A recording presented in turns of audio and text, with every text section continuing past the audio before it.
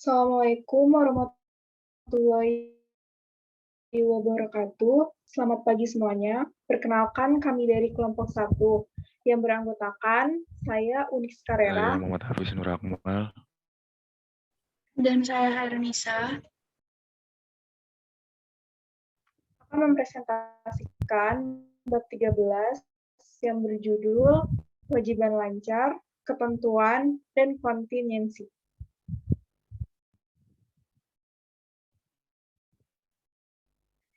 Bab 13, Kewajiban Lancar, Ketentuan, dan Kontingensi, itu tujuan pembelajarannya. Setelah mempelajari bab ini, Anda diharapkan dapat yang pertama, menggambarkan sifat, penilaian, dan pelaporan dari kewajiban lancar. Yang kedua, menjelaskan akuntansi untuk perbedaan jenis ketentuan. Yang ketiga, kontingensi. Yang keempat, untuk menunjukkan bagaimana menyajikan dan menganalisis informasi terkait kewajiban. Untuk pratinjau bab 13 untuk kewajiban lancar, ketentuan, dan kontingensi, itu ada 4 materi. Yang pertama itu ada kewajiban lancar. Itu ada akun hutang, hutang wesel, jatuh tempo saat ini sebesar hutang jangka panjang.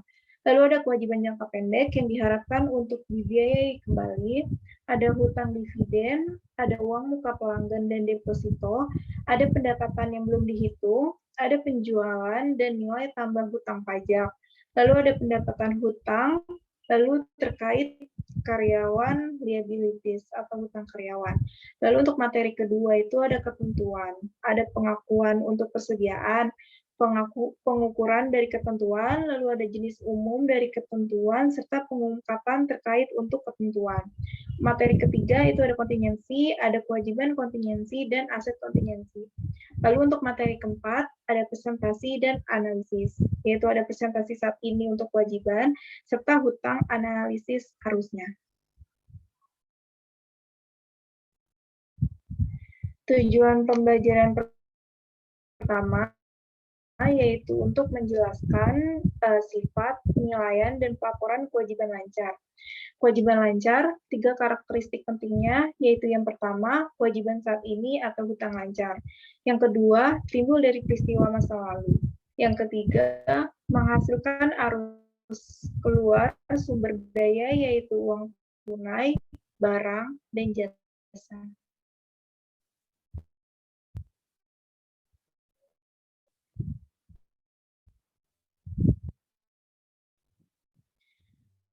Hutang lancar dilaporkan jika salah satu dari 2 syarat ada.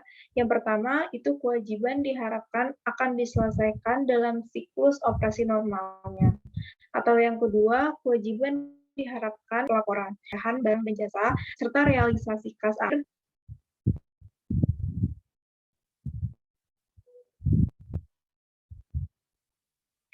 Selanjutnya ada kewajiban lancar tipikal. Yang pertama itu ada akun hutang, yang kedua ada hutang wesel, yang ketiga ada hutang jangka panjang yang jatuh tempo saat ini, yang keempat kewajiban jangka pendek yang diharapkan akan dibiayai kembali, yang kelima ada hutang dividen, yang keenam ada uang muka yang disimpan oleh pelanggan, yang ketujuh ada pendapatan diterima di muka, yang kedelapan ada penjualan dan nilai ditambahkan pajak yang harus dibayar. Yang ke-9 ada pajak penghasilan terutang, dan yang ke-10 itu kewajiban terkait karyawan. Akun hutang yaitu hutang dagang. Saldo yang terhutang kepada orang lain untuk barang, persediaan, atau jasa yang dibeli dengan akun terbuka. Waktu jeda antara penerimaan jasa atau perolehan hak atas aset dan pembayarannya. Persyaratan penjualan misalnya itu 2/10, N/30, atau 1/10 IOM. Biasanya menyatakan periode kredit yang diperpanjang, biasanya juga 30 hingga 60 hari. Hutang wesel, yaitu janji tertulis untuk membayar sejumlah uang pada pembiayaan atau transaksi lainnya. Wesel diklasifikasikan sebagai jangka pendek atau jangka panjang. Wesel dapat berbunga, atau tanpa bunga. Nota berbunga diterbitkan. Ilustrasinya, Kastil Bank setuju untuk meminjamkan 100.000 euro pada 1 Maret 2019 ke Landscape CO. Jika Landscape menandatangani 4 bulan, Landscape mencatat kas yang diterima pada tanggal 1 Maret sebagai berikut. Jurnalnya yaitu uang tunai di debit sebesar 100.000, pada wesel bayar di kredit sebesar 100.000.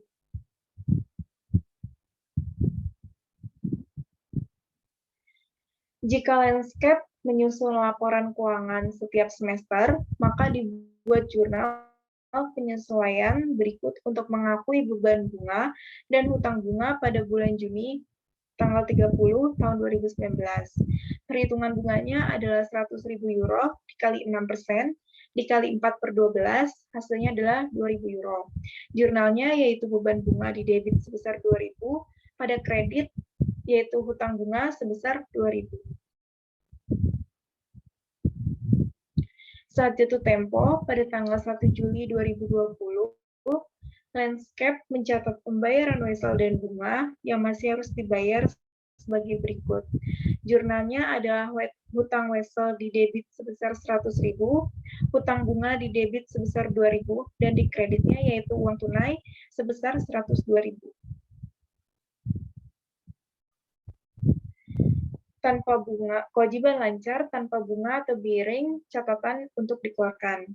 Ilustrasinya, pada tanggal 1 Maret, Landscape mengeluarkan 102.000 euro. 4 bulan, wesel tanpa bunga ke Kastil Bank. Nilai sekarang dari uang kertas tersebut adalah 100.000 euro. Landscape mencatat transaksi ini sebagai berikut. Jurnalnya yaitu uang tunai di debit sebesar 100.000 pada hutang wesel di kredit sebesar 100.000.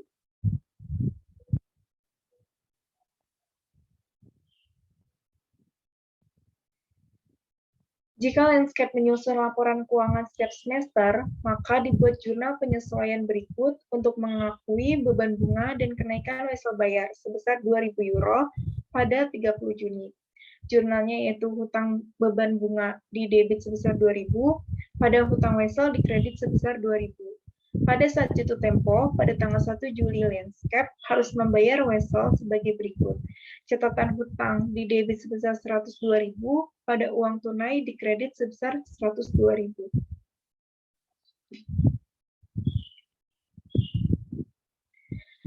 Kewajiban lancar E13.2. Hutang usaha dan wesel bayar.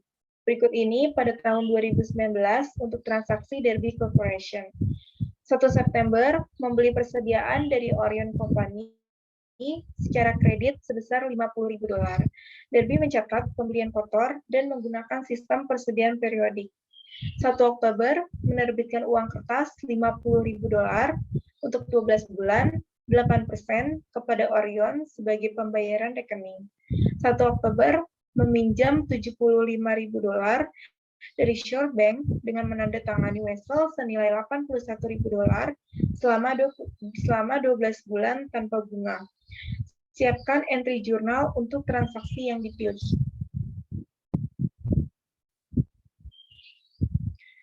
Untuk jurnal 1 September membeli persediaan dari Orion Company secara kredit sebesar 50.000 dolar.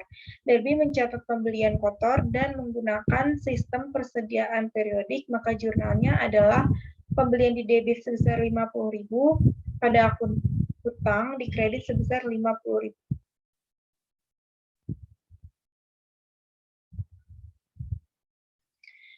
Untuk 1 Oktober, menerbitkan uang kertas 50.000 dolar, 12 bulan, 8% kepada Orion sebagai pembayaran rekening.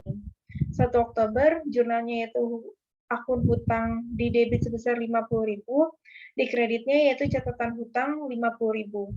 Perhitungan bunganya itu dari 50.000 dolar dikali 8%, dikali 3/12, hasilnya adalah 1.000 dolar. Maka jurnal untuk 31 Desember adalah minat pengeluaran sebesar 1.000 di debit pada minat hutang di kredit sebesar 1.000.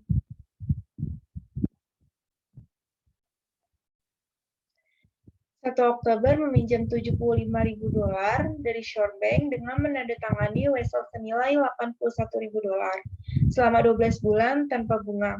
Jurnal untuk 1 Oktober adalah uang tunai pada catatan hutang sebesar $75.000.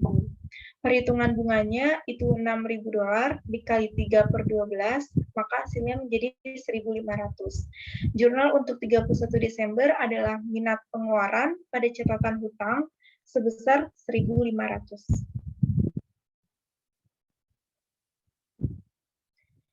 Utang jangka panjang yang jatuh tempo saat ini. Bagian dari obligasi, surat hipotek, dan utang jangka panjang lainnya yang jatuh tempo dalam tahun anggaran berikutnya. Mengecualikan utang jangka panjang yang jatuh tempo saat ini jika yang pertama itu dipensiunkan oleh aset yang terakumulasi untuk tujuan ini dengan benar belum disajikan sebagai aset lancar. Yang kedua, dibiayai kembali atau dipensiunkan dari hasil sebuah hutang jangka panjang baru untuk masalah, atau yang ketiga, diubah menjadi saham biasa.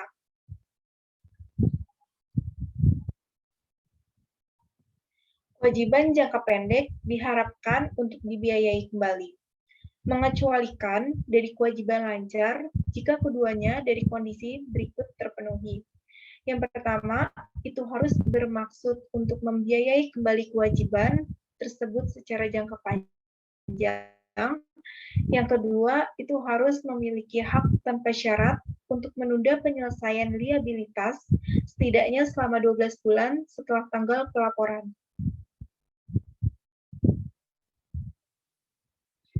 E13.4, pembiayaan kembali hutang jangka pendek.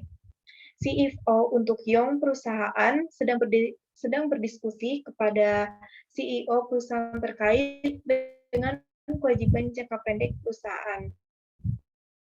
Saat ini, hasil lancar dari rasio uji asam untuk perusahaan cukup rendah, dan CEO bertanya-tanya apakah kewajiban jangka pendek ini dapat direklasifikasi sebagai jangka panjang.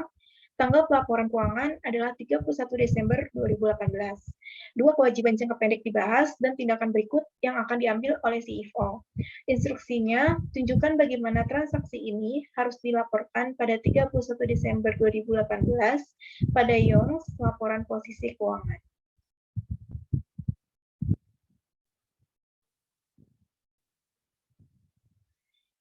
Kewajiban jangka pendek yang up. Itu Yong memiliki kewajiban jangka pendek sebesar $50.000 yang jatuh tempo pada tanggal 1 Maret 2019. CFO berdiskusi dengan pemberi pinjamannya apakah pembayaran dapat diperpanjang hingga 1 Maret 2021 asalkan Yong setuju untuk memberikan jaminan tambahan. Nah, kesepakatan yang dicapai pada 1 Februari 2019 untuk mengubah persyaratan pinjaman untuk memperpanjang jatuh tempo kewajiban hingga 1 Maret 2021. Laporan keuangan akan diotorisasi untuk diterbitkan pada tanggal 1 April 2019. Nah, untuk 31 Desember 2018-nya ini, itu ada kewajiban sebesar $50.000. 1 Februari 2019, itu ada transaksi pembiayaan kembali yang telah selesai. Lalu ada 1 Maret 2019, itu ada kewajiban yang harus dibayar untuk pembayaran. Lalu ada 1 April 2019, yaitu penerbitan pernyataan.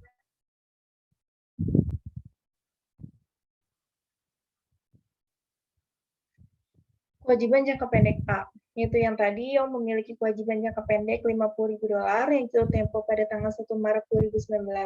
CFO berdiskusi dengan pemberi pinjamannya apakah pembayaran itu dapat diperpanjang hingga 1 Maret 2021 asalkan yang setuju untuk memberikan jaminan tambahan. Kesepakatan yang dicapai pada 1 Februari 2019 untuk mengubah persyaratan pinjaman untuk memperpanjang jatuh tempo kewajiban hingga 1 Laporan keuangan akan diotorisasi untuk diterbitkan pada tanggal 1 April 2019. Nah, di tanggal 31 Desember 2019 ini kan ada kewajiban lancar dari $50.000. Karena perjanjian tersebut tidak berlaku pada tanggal pelaporan, yaitu 31 Desember 2019, maka kewajiban tersebut harus dilaporkan sebagai kewajiban lancar.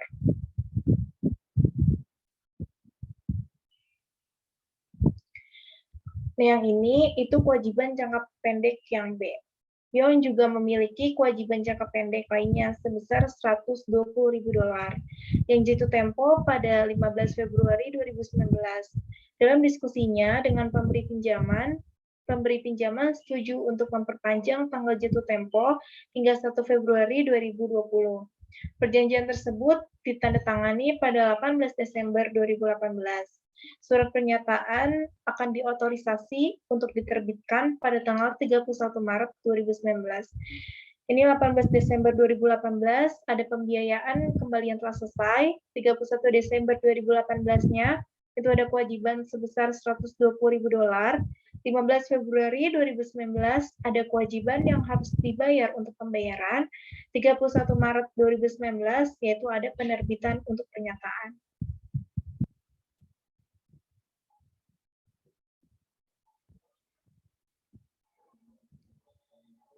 Karena 18 Desember 2018 itu ada pembiayaan kembali yang telah selesai, 31 Desember 2018 ada kewajiban tidak lancar dari $120.000. Nah, sejak perjanjian tersebut berlaku pada tanggal pelaporan, yaitu 31 Desember 2018, maka kewajiban yang dilaporkan adalah sebagai kewajiban tidak lancar.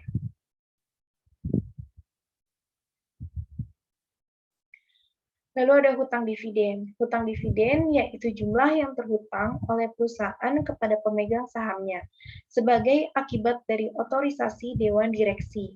Umumnya dibayar dalam waktu 3 bulan.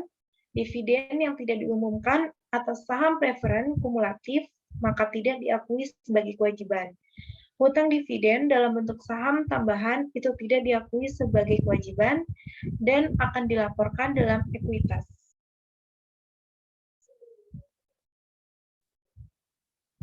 Uang muka dan setoran pelanggan, yaitu setoran tunai yang dapat dikembalikan atau diterima dari pelanggan dan karyawan.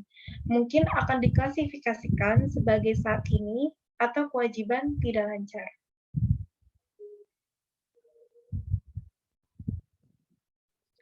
Pendapatan diterima di muka. Pembayaran diterima sebelumnya menyediakan barang atau melakukan layanan.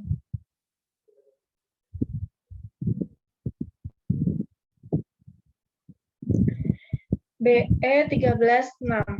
Majalah Sport Pro menjual 12.000 langganan tahunan pada 1 Agustus 2019. Nah, untuk setiapnya yaitu €18. Siapkan Sport Pro pada 1 Agustus 2019, jurnal dan tanggal untuk 31 Desember 2019 untuk jurnal penyesuaian tahunan. Pada tanggal 1 Agustus, jurnalnya yaitu uang tunai pada pendapatan diterima di muka, yaitu 12.000 dikali €18, hasilnya adalah 216.000. Untuk 31 Desember, jurnalnya yaitu pendapatan diterima di muka pada berlangganan pendapatan sebesar €216.000 dikali 5/12 sama dengan €90.000.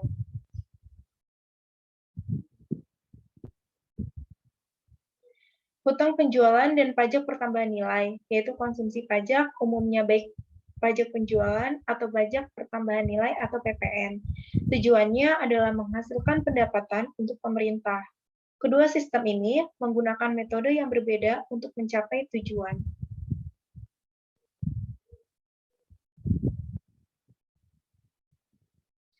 Hutang pajak penjualan, ilustrasinya.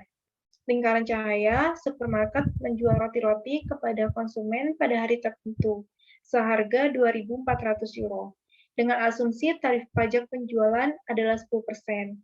Hal supermarket membuat entry berikut untuk mencatat penjualan. Nah, jurnalnya yaitu uang tunai sebesar 2.640 di debit, pada penjualan pendapatan di kredit sebesar 2.400, dan penjualan pajak yang harus dibayar adalah 240. Selanjutnya akan dijelaskan oleh Muhammad Hafiz.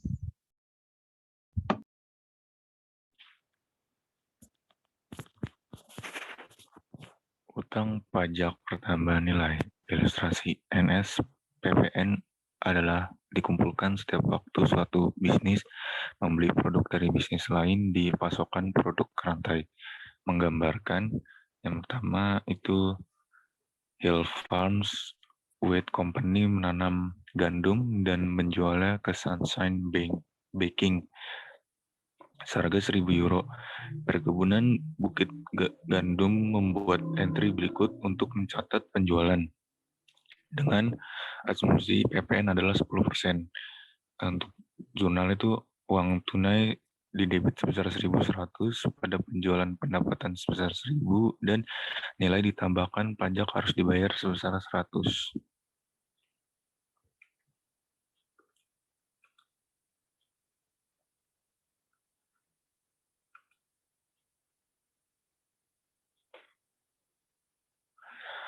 Dua, Sunshine Baking membuat roti dari gandum ini dan menjualnya ke Halo Supermarket untuk 2.000 euro. Sunshine Baking membuat entry berikut untuk mencatat penjualan. Asumsi PPN adalah 10%. Yaitu uang tunai didebit sebesar 2.200 pada penjualan pendapatan sebesar 2.000 dan nilai ditambahkan pajak harus dibayar sebesar 200. Sunshine Baking kemudian mengirimkan 100 euro kepada pemerintah, bukan 200 euro. Alasannya Sunshine Baking telah membayar 100 euro ke Hill Farm Wheat. 3. Halo Supermarket menjual roti kepada konsumen seharga 2.400 euro. Halo Supermarket membuat entry berikut untuk mencatat penjualan dengan asumsi PPN adalah 10%. Yaitu uang tunai didebit sebesar 2.640 pada penjualan pendapatan sebesar 2.400 dan nilai ditambahkan pajak harus dibayar sebesar 240. Halo Supermarket kemudian hanya mengirimkan 40 euro ke otoritas pajak saat dipotong 200 euro PPN. PPN sudah dibayarkan ke Sunshine Baking. Hutang pajak penghasilan. Bisnis harus menyiapkan pengembalian pajak penghasilan dan menghitung pajak penghasilan yang harus dibayar.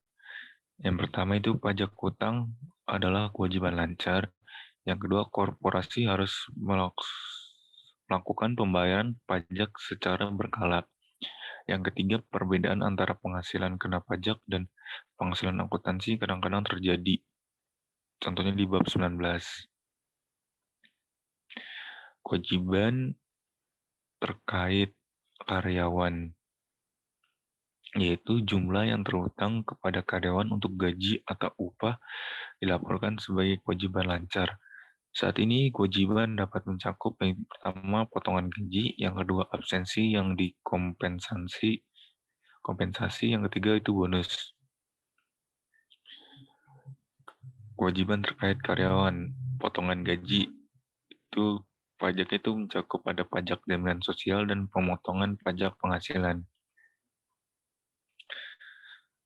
Ilustrasinya menganggap gaji mingguan sebesar $10.000, seluruhnya dikenakan pajak jaminan sosial sebesar 8%, dengan pemotongan pajak penghasilan sebesar $1.320, dan iuran serikat pekerja sebesar $88 dipotong. Perusahaan mencatat upah dan gaji yang dibayarkan dan pemotongan gaji karyawan sebagai berikut. Yaitu upah dan beban gaji sebesar 10.000, pemotongan pajak harus dibayar sebesar 1.320, sosial hutang pajak kebanan sebesar 800, persatuan hutang iuran itu sebesar 88, dan uang tunai sebesar 7.792.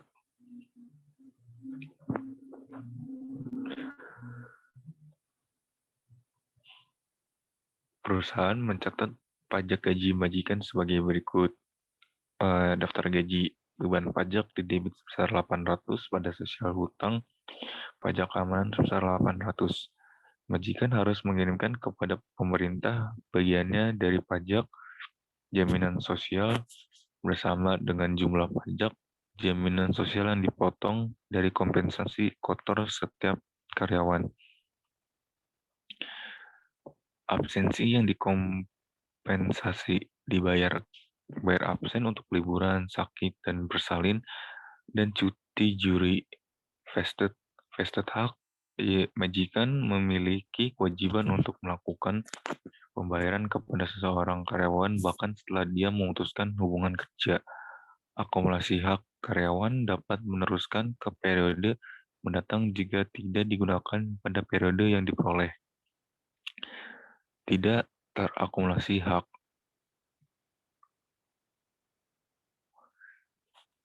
Ilustrasi Amutron NV mulai beroperasi pada 1 Januari 2019. Perusahaan mempekerjakan 10 orang dan membayar masing-masing 480 euro per minggu. Karyawan mendapatkan 20 minggu liburan yang tidak terpakai di 2019. Di tahun 2020, karyawan menggunakan minggu liburan, tetapi sekarang mereka masing-masing mendapatkan 540 euro per minggu. Amutron memperoleh akumulasi pembayaran liburan pada 31 Desember 2019 sebagai berikut. Beban gaji dan upah didebit sebesar 9.600, pada gaji dan hutang upah dikredit sebesar 9.600. Di tahun 2020, itu mencatat pembayaran liburan sebagai berikut. Gaji dan hutang upah sebesar 9.600, beban gaji dan upah sebesar 1.200, pada uang tunai sebesar 10.800 dikredit. Bagi hasil dan paket bonus, pembayaran kepada karyawan tertentu atau semua karyawan samping gaji atau upah reguler mereka, yaitu bonus dibayar adalah biaya operasional, dan bonus yang belum dibayar harus dilaporkan sebagai kewajiban lancar. Tujuan pembelajaran kedua yaitu menjelaskan akuntansi untuk berbeda jenis ketentuan. Ketentuan provision adalah kewajiban waktu atau jumlah yang tidak pasti. Dilaporkan sebagai saat ini atau tidak saat ini kewajiban. Jenis umumnya adalah yang pertama kewajiban yang berhubungan dengan litigasi, yang kedua garansi atau garansi produk, yang ketiga restrukturisasi bisnis, yang keempat itu kerusakan lingkungan. Pengakuan provisi. Perusahaan memperoleh beban dan kewajiban terkait untuk provisi hanya 3 kondisi berikut terpenuhi. Yang pertama, perusahaan memiliki kewajiban kini, yaitu hukum atau konstruktif, sebagai akibat peristiwa masa lalu. Yang kedua, kemungkinan arus keluar sumber daya akan diperlukan untuk menyelesaikan kewajiban. Dan yang terakhir itu perkiraan yang Anda dapat dibuat. Contoh pengakuan. Kewajiban konstruktif adalah kewajiban yang timbul dari tindakan perusahaan di mana yang pertama dengan pola praktik masa lalu yang mapan, kebijakan yang diterbitkan atau pernyataan terkini yang cukup spesifik.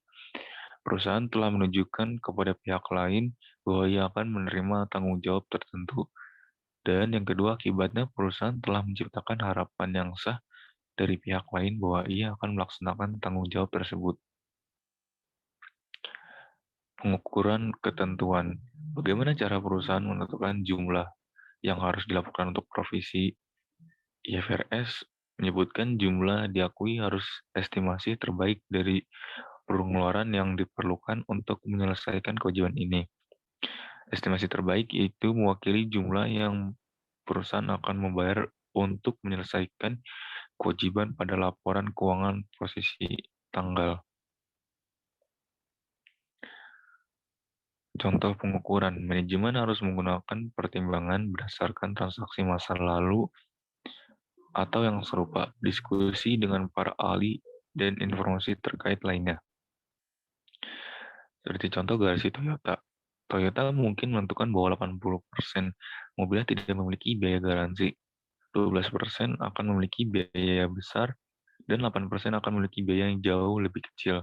Dalam hal ini, dengan menimbang semua hasil yang mungkin dengan probabilitas yang terkait, Toyota mencapai nilai yang diharapkan untuk tanggung jawab garansinya.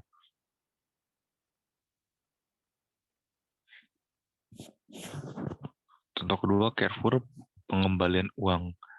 Carrefour menjual banyak barang di bervariasi harga jual. Pengembalian dana kepada pelanggan untuk produk yang dijual dapat dilihat sebagai rentang pengembalian dana yang berkelanjutan, dengan setiap titik dalam rentang tersebut memiliki kemungkinan terjadinya yang sama. Dalam hal ini, titik tengah dalam rentang dapat digunakan sebagai dasar untuk mengukur jumlah pengembalian. Yang ketiga ada gugatan Novartis. Perusahaan besar Novartis terlibat dalam berbagai masalah litigasi terkait produk mereka, di mana kewajiban tunggal seperti gugatan sedang diukur. Hasilnya yang paling mungkin gugatan mungkin merupakan perkiraan terbaik dari kewajiban. Pengukuran kewajiban harus mempertimbangkan nilai waktu dari uang jika materi peristiwa masa depan yang mungkin berdampak pada pengukuran biaya harus dipertimbangkan. Jenis ketentuan umum. Jenis umum yang pertama itu ada gugatan, yang kedua garasi, yang ketiga hutang imbalan, yang keempat lingkungan, yang kelima kontrak yang memberatkan, yang keenam restrukturisasi. IFRS membutuhkan pengungkapan yang luas terkait dengan ketentuan dalam catatan atas keuangan pernyataan. Perusahaan jangan rekam atau lapor di catatan kontingensi risiko umum yang melekat dalam operasi bisnis. Misal ya, kemungkinan perang, pemogokan, bencana yang tidak dapat diasuransikan, atau resensi bisnis. Ketentuan litigasi. Perusahaan harus mempertimbangkan hal berikut dalam menentukan apakah akan mencatat liabilitas sehubungan dengan tertunda atau terancam proses pengadilan dan aktual atau mungkin klaim dan penilaian. Pertama, NS waktu titik, di mana penyebab yang mendasari tindakan terjadi. Yang kedua, NS kemungkinan dari hasil yang tidak menguntungkan. Yang ketiga itu kemampuan untuk membuat wajar memperkirakan dari jumlah kerugian.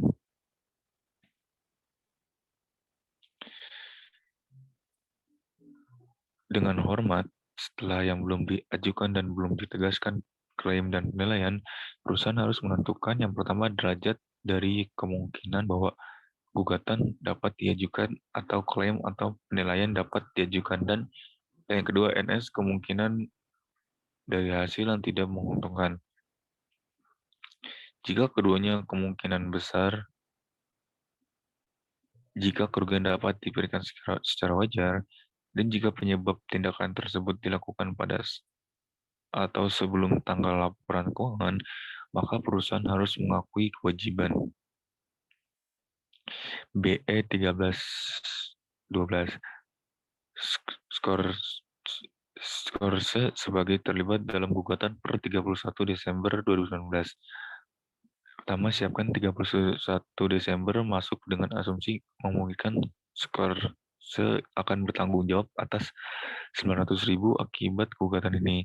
B. Siapkan Desember 31 entry jika ada, dengan asumsi itu adalah bukan kemungkinan bahwa Skorse akan bertanggung jawab atas pembayaran apapun hasilnya dari setelah ini.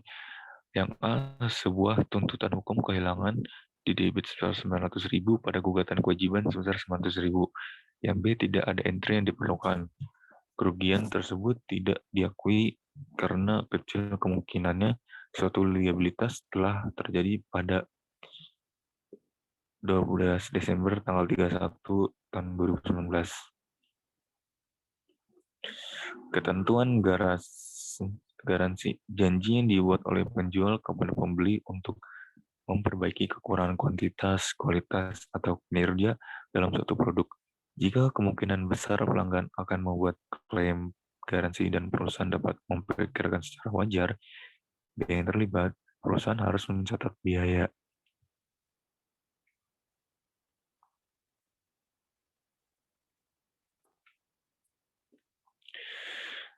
Jaminan ketentuan. Perusahaan sering memberikan salah satu dari dua jenis jaminan kepada pelanggan.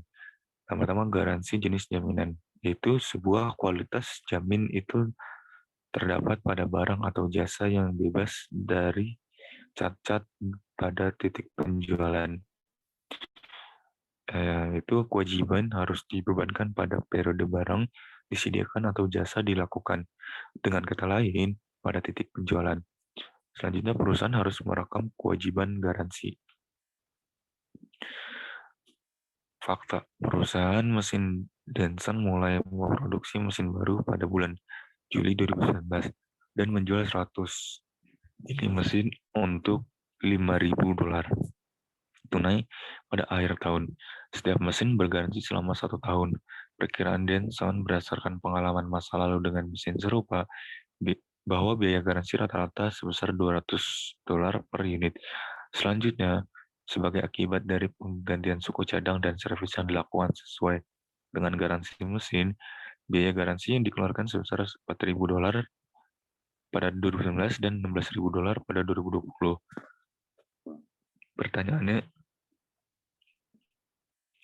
apa adalah entry untuk jurnal untuk penjualan dan garansi terkait biaya untuk 2019 dan 2020?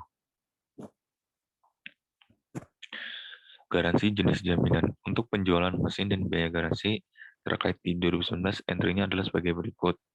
Yang pertama, mengakui penjualan mesin dan akrual kewajiban garansi pada bulan Juli ke Desember tahun 2019, yaitu uang tunai di debit sebesar $500.000 pada penjualan, pendapatan di kredit sebesar $500.000.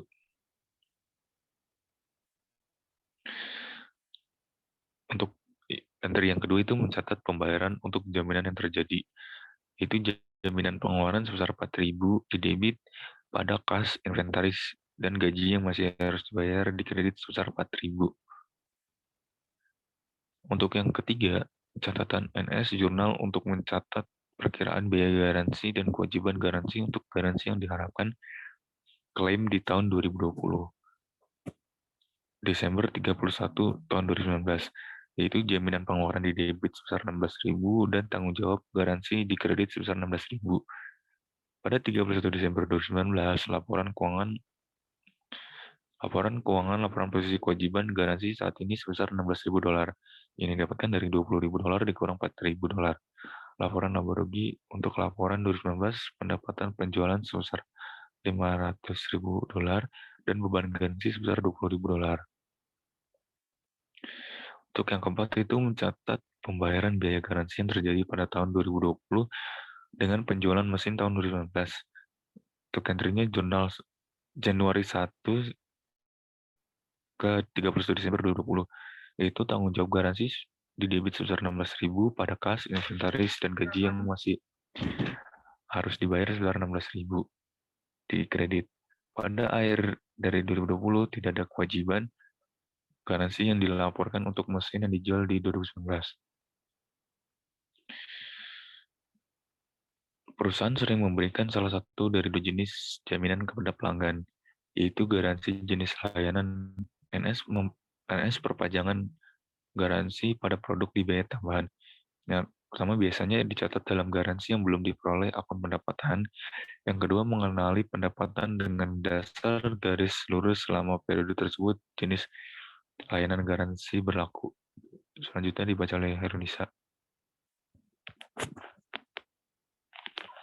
Selanjutnya yaitu ada fakta. Anda membeli mobil dari Hamlin Auto seharga €30.000 pada tanggal 2 Januari 2019.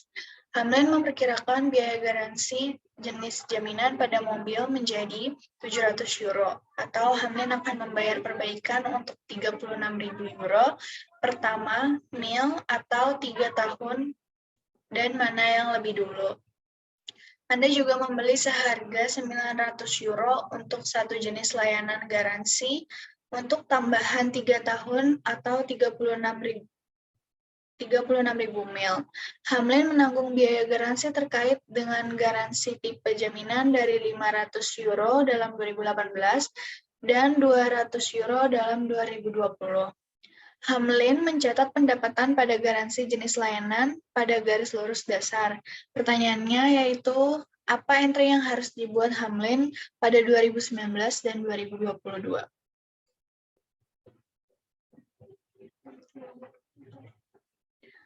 Yang pertama yaitu mencatat penjualan mobil dan jaminan terkait. Pada tanggal 2 bulan Januari 2019, jurnalnya yaitu uang tunai sebesar 30.900, pada pendapatan garansi diterima di muka sebesar 900 dan pendapatan penjualan sebesar 30.000.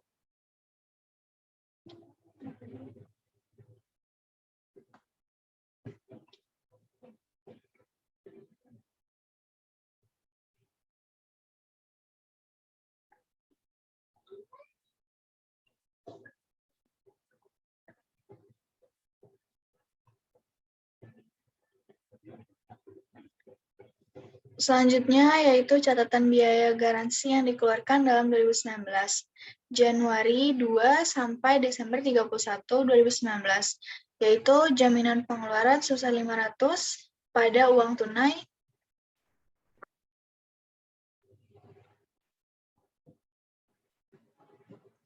yang kedua yaitu catatan biaya garansi yang dikeluarkan dalam 2019, yaitu jaminan pengeluaran pada uang tunai inventaris gaji yang masih harus dibayar sebesar 500.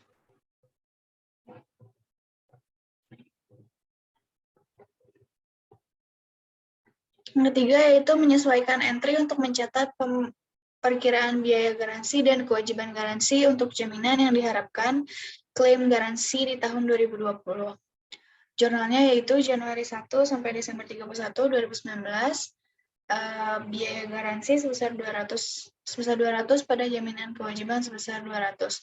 Pada 31 Desember 2019, laporan posisi keuangan melaporkan kewajiban garansi sebesar 200 euro, dari 700 dikurang 500, lalu NS laporan laba rugi untuk tahun 2019 melaporkan pendapatan penjualan sebesar 30.000 euro dan biaya garansi sebesar 700 euro.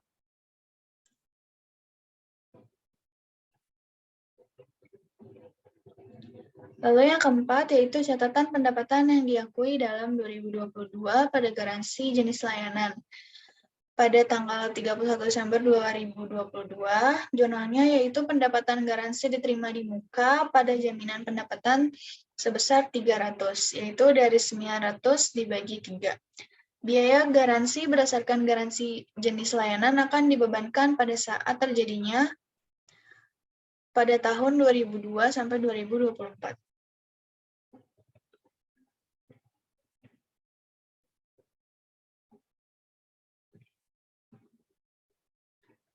Selanjutnya yaitu jenis ketentuan umum pada hutang pertimbangan. Perusahaan sering melakukan pembayaran atau memberikan pertimbangan kepada pelanggan mereka sebagai bagian dari pengaturan pendapatan. Perusahaan menawarkan premi, penawaran kupon, dan rabat untuk merangsang penjualan. Perusahaan harus mengenakan biaya atau biaya premi dan kupon menjadi beban dalam periode penjualan yang diuntungkan dari rencana tersebut.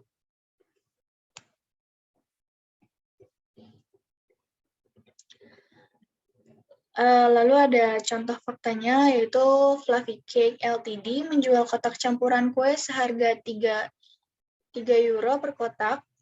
Selain itu,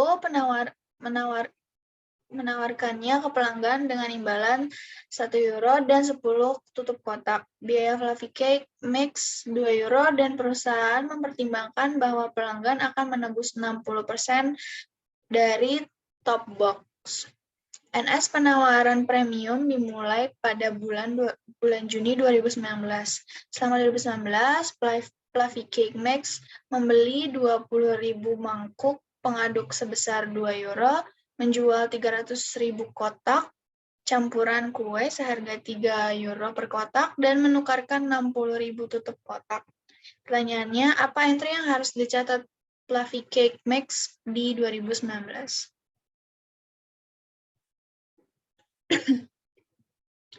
Yang pertama yaitu untuk mencatat pembelian dari 20.000 mangkok pencampur dengan harga €2 per mangkok di 2019. Jurnalnya yaitu inventaris premium pada uang tunai sebesar 40.000 dari 20.000 mangkuk dikali 2.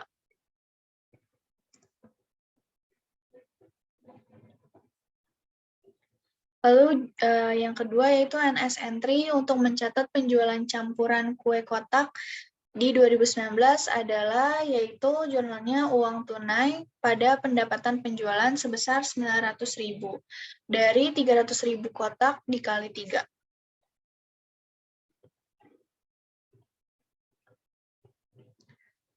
Lalu yang ketiga yaitu catat penebusan aktual 60.000 tutup kotak, tanda terima €1 per 10 tutup kotak, dan pengirimannya.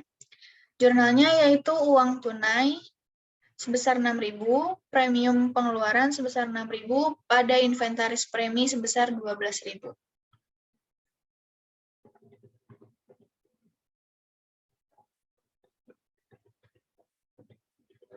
Lalu perhitungan kewajiban premi pada tanggal 31 Desember 2019, yaitu computation of premium liability pada tanggal 31 Desember 2019, itu ada total box-nya yang habis di 2019 yaitu sebanyak 300.000, lalu estimate redemption itu ada 60%, jadi total estimate-nya yaitu 180.000. Lalu pada total cost estimate redemption-nya yaitu 180.000 box dibagi 10 dikali 2 dikurang 1 yaitu sama dengan 18.000. Pada redemption to date-nya yaitu sebesar minus 6.000. Jadi liability-nya pada tanggal 31 Desember 2019 yaitu sebesar 12.000.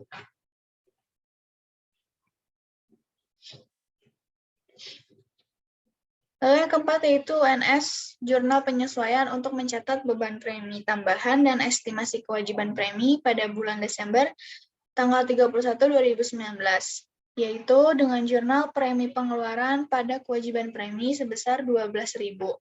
Laporan posisi keuangan 31 Desember 2019, laporan premium inventaris yaitu sebesar 28.000 dari 40.000 dikurang 12.000 sebagai aset lancar dan kewajiban premi sebesar 12.000 yaitu dari 18.000 dikurang 6.000 sebagai kewajiban lancar. Laporan laba rugi pada tahun 2019 melaporkan premi sebesar 18.000 yaitu dari 6.000 ditambah 12.000 sebagai biaya sebagai sebuah beban penjualan.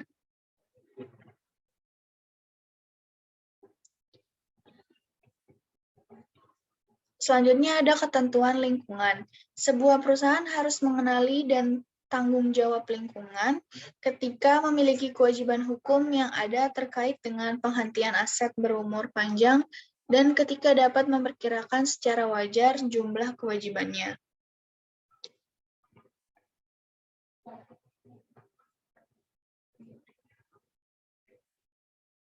Selanjutnya yaitu pada ketentuan lingkungan di acara wajib. Contohnya yaitu kewajiban hukum yang ada yang memerlukan pengakuan kewajiban termasuk namun tidak terbatas pada yang pertama yaitu nuklir penonaktifan fasilitas, yang kedua pembongkaran, restorasi, dan reklamasi minyak dan gas bumi properti, yang ketiga yaitu biaya penutupan, reklamasi, dan pemindahan tertentu dari penambangan fasilitas, yang keempat adalah biaya penutupan dan pasca penutupan tempat pembuangan akhir.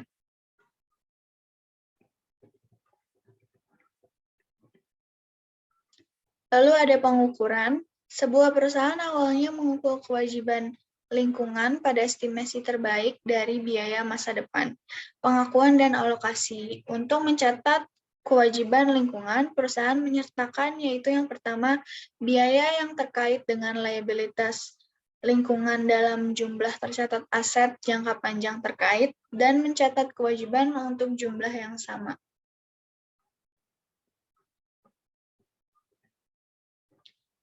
Dari ketentuan lingkungan, ilustrasinya yaitu pada tanggal 1 Januari 2019, Wildcat Oil Company mendirikan platform minyak di Teluk Meksiko. Wildcat secara hukum diharuskan untuk membongkar dan menghapus platform pada akhir masa pakainya, diperkirakan 5 tahun. Wildcat memperkirakan bahwa pembongkaran dan pemindahan akan menelan biaya sebesar $1 juta. Berdasarkan tingkat diskonto 10%, nilai wajar kewajiban lingkungan diperkirakan $620.920. Dari $1 juta dikali 0,62092. Wildcat mencatat kewajiban ini pada 1 Januari 2019 dengan jurnal sebagai berikut, yaitu pengobaran platform pada lingkungan kewajiban sebesar 620.920.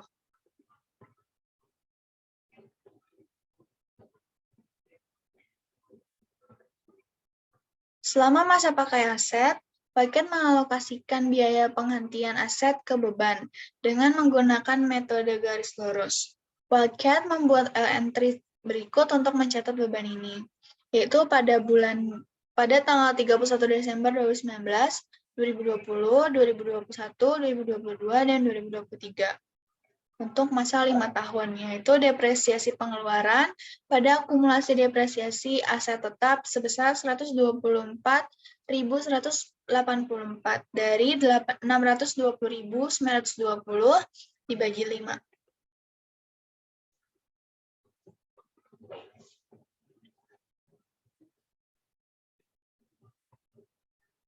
Selain itu, Wildcat harus mengakumulasi beban bunga setiap periode. Wildcat mencatat beban bunga dan peningkatan terkait kewajiban lingkungan pada tanggal 31 Desember 2019 sebagai berikut, yaitu beban bunga pada lingkungan kewajiban sebesar 62.092 dari 620.920 dikali 10%.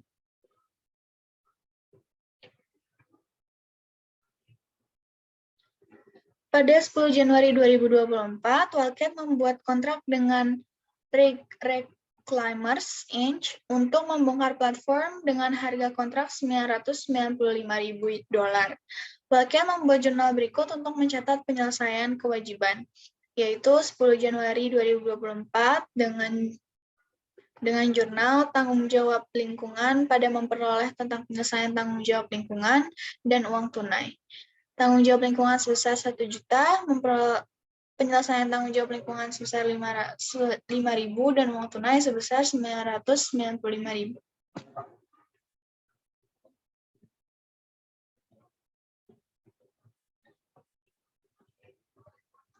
Lalu ada ketentuan kontrak yang membebani.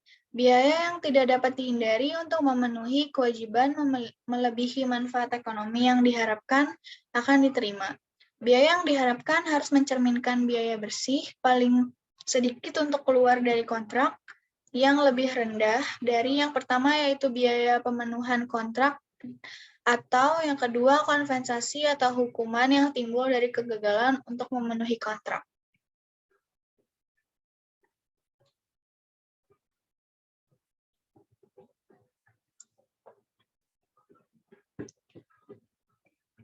Lalu ilustrasinya, Sumart Sport beroperasi secara menguntungkan di pabrik yang disewanya dengan membayar sewa bulanan. Sumart memutuskan untuk memindahkan operasinya ke fasilitas lain, namun sewa fasilitas lama berlanjut selama 3 tahun ke depan. Sayangnya Sumart tidak bisa membatalkan sewa dan juga tidak bisa menyewakan ke pabrik lainnya. Biaya yang diharapkan untuk memenuhi kontrak yang berat ini adalah 200.000 euro. Dalam hal ini, Sumart membuat entry sebagai berikut, yaitu rugi pada kontrak sewa pada sewa kewajiban kontrak sebesar 200.000.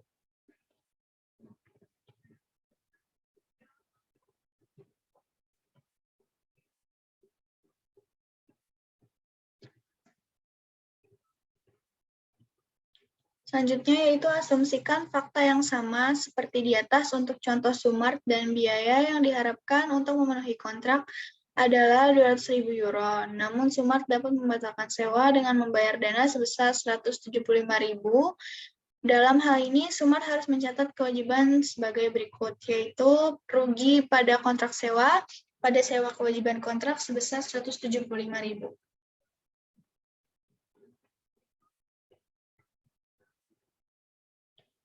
Ketentuan rekonstrukturisasi. Rekonstrukturisasi didefinisikan sebagai program yang direncanakan dan dikendalikan oleh manajemen dan mengubah secara material baik. Yang pertama yaitu ruang lingkup usaha yang dilakukan oleh perusahaan atau cara di mana bisnis itu dilakukan.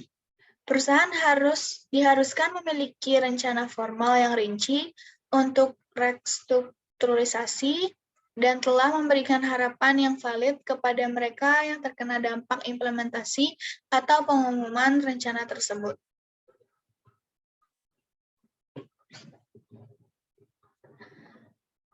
Lalu ada asuransi diri. Asuransi diri adalah bukan asuransi, tapi asumsi resiko. Ada sedikit pembenaran teoritis untuk membentuk kewajiban berdasarkan beban hipotesis untuk biaya asuransi. Kondisi untuk aktual dinyatakan dalam IFRS tidak puas sebelum terjadinya peristiwa.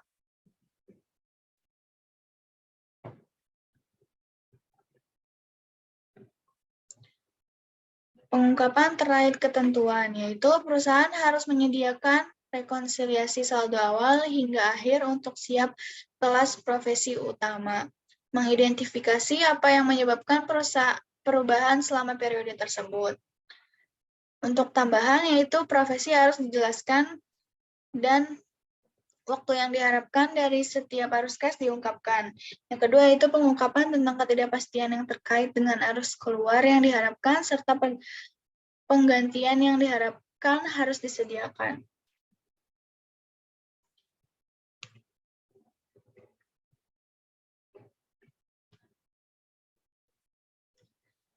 Tujuan pembelajaran 3 yaitu menjelaskan akuntansi untuk kerugian dan keuntungan kontingensi. Kewajiban kontingensi yaitu tidak diakui dalam laporan keuangan karena yaitu yang pertama kemungkinan kewajiban belum dikonfirmasi. Yang kedua, kewajiban kini yang memungkinkan besar pembayarannya tidak akan dilakukan. Yang ketiga, kewajiban kini yang estimasi kewajibannya tidak dapat dibuat secara andal.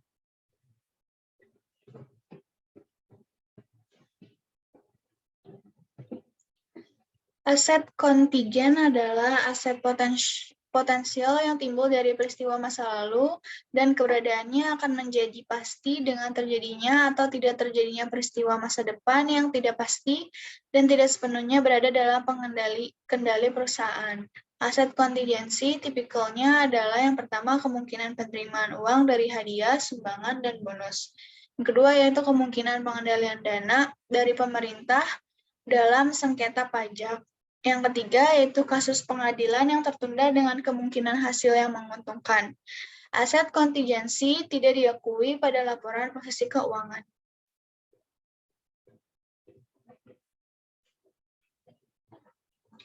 Presentasi dan analisis, yaitu tujuan pelajaran 4 untuk menentukan bagaimana menyajikan dan menganalisis informasi terkait kewajiban.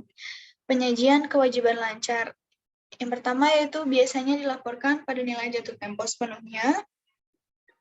Yang kedua, selisih antara nilai sekarang dan jatuh tempo dianggap tidak material.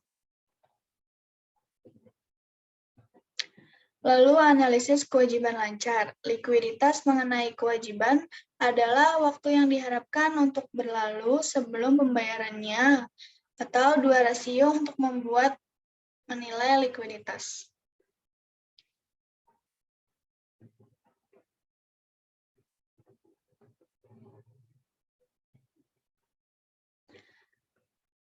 Selanjutnya yaitu latihan soal dan pembahasan.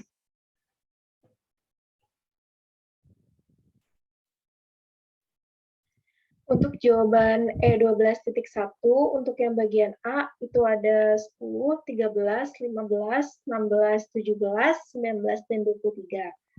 Nah, yang B-nya itu, untuk yang pertama, investasi jangka panjang dalam laporan posisi keuangan. Yang kedua, aset tetap dalam laporan posisi keuangan. Yang ketiga, beban penelitian dan pengembangan dalam laporan laba rugi. Yang keempat, aset lancar, yaitu akun sewa dibayar di muka dalam laporan posisi keuangan. Yang kelima, itu ada properti, pabrik, dan peralatan dalam laporan posisi keuangan. Yang keenam, ada beban penelitian dan pengembangan dalam laporan laba rugi. Yang ketujuh, itu dibebankan sebagai beban dalam laporan laba rugi.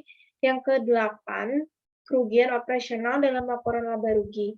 Yang ke-9 dibebankan sebagai beban dalam laporan laba rugi. Yang ke-11 itu tidak tercatat semua biaya yang terkait dengan menciptakan niat baik atau goodwill terjadi internal yang harus dikeluarkan. Yang ke-12 itu beban penelitian dan pengembangan dalam laporan laba rugi. 14, beban penelitian dan pengembangan dalam laporan laba rugi. Yang ke-18 pun juga sama, yaitu beban penelitian dan pengembangan dalam laporan laba rugi. Yang ke-20, aset tidak berwujud dalam laporan posisi keuangan. 21, investasi jangka panjang atau aset lainnya dalam laporan posisi keuangan. 22, dibebankan dalam laporan laba rugi.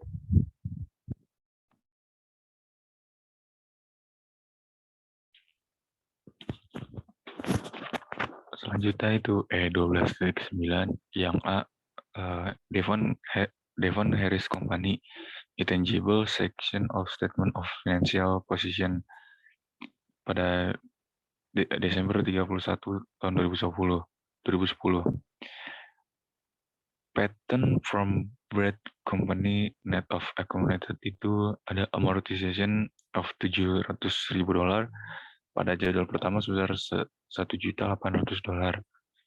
Lalu ada franchise from Green Company net of accumulated amortisasinya sebesar $58 pada schedule kedua, yaitu sebesar $522.000. Jadi total intangible itu sebesar $2.322.000. Untuk schedule pertama itu compilation of patent from Bread Company, itu ada cost of patent at date of purchase sebesar $2.500.000. Lalu ada amortization of patent for 2019 yaitu 2.500.000 dibagi 10 tahun sama dengan minus 250 dikurangi 250.000. Jadi totalnya sebesar $2.250.000. Lalu amortization of patent untuk tahun 2010 ini didapatkan dari 2.250 dibagi 5 tahun, yaitu sebesar 450.000. Maka total patent balance itu sebesar $1.800.000. Untuk schedule kedua itu ada compilation of franchise from Green Company. Itu ada cost of franchise at date of purchase sebesar $580. Lalu ada amortization of franchise for 2010 yaitu $580 dibagi 10 tahun sama dengan 58.000. Jadi total franchise balance itu sudah $522.000. Untuk yang B, income statement effect for the year ended December 31 tahun 2010. Patent from Bread Company amortization of patent for 2010 itu $2.250 dibagi 5 tahun sebesar $450.000. Franchise from Green Company amortization of franchise for 2010 itu ada $580.000 dibagi 10 tahun sama dengan $58.000. Payment to Green Company yang didapatkan dari 2.500.000 dikali 5% sebesar 125.000, maka totalnya sebesar 183.000. Lalu ada research and development cost sebesar 433.000, maka total charge against income itu sebesar $1.066.000.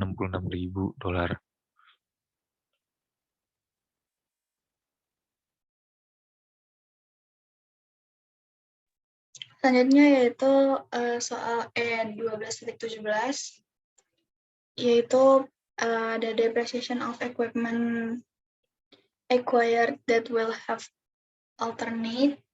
Yang pertama yaitu use in future R&D project over, dan pada 5 tahun ke depan yaitu sebesar 66.000 dari 330.000 dibagi 5, yaitu lalu ada material consume in R&D project sebesar 59.000, lalu ada consulting fees paid to outsider for R&D project sebesar 100.000, lalu ada personal cost of person involved in R&D project sebesar 128.000, lalu ada indirect cost reasonably allocable to R&D project sebesar 50.000.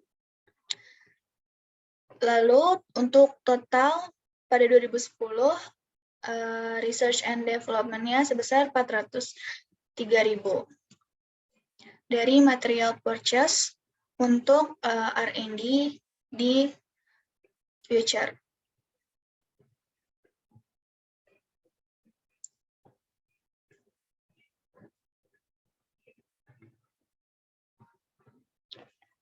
Untuk problem 12.1 yaitu jawabannya ada franchise sebesar 48.000, prepaid train sebesar 24.000, lalu ada retain earnings dari organization cost of 6.000 pada 2009 yaitu sebesar 6.000, lalu ada retain earnings dari 16.000 dikurang 6.000 sebesar 10.000, lalu ada paten sebesar 10.000 dari 84.000 ditambah 12.650 ditambah 45.000 sama dengan 141.650. Lalu ada research and development expense sebesar 190.000, lalu ada goodwill sebesar 278.400 dan intangible asset sebesar 698.050. Lalu ada franchise amortization expense sebesar 6.000, retain earnings sebesar 3.000, pada franchise sebesar 9.000. Lalu rent expense sebesar 12.000, retain earnings sebesar 3.000, pada prepaid train sebesar 15.000.